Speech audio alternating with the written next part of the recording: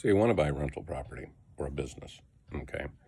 And you know something about it, but not completely, but enough. And you think, well, I don't need an agent, I'll represent myself. I have no problem with that.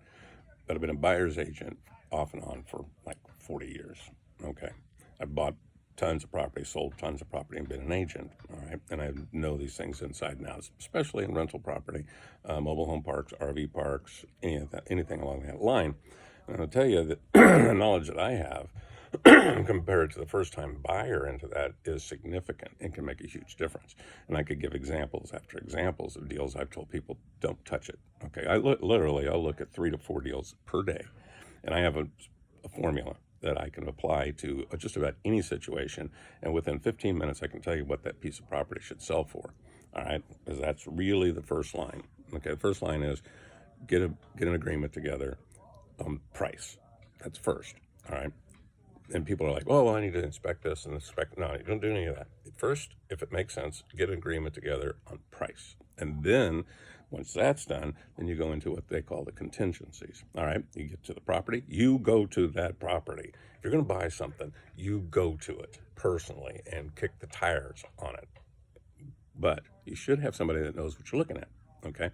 As I've had this happen so many times, because I will look at, like I said, sometimes 4 or 5, sometimes more than that deals per day, by people that are calling me, wanting me to take a look at a project that they're wanting to buy. I'll find one every 2 days that makes sense, that's legitimate, all right?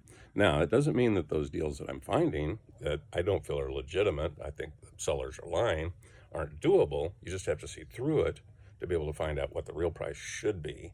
And if you can get it for that, then you got a deal. If you can't, then you move on, okay? That's the difference between a buyer's real estate agent and the buyer himself.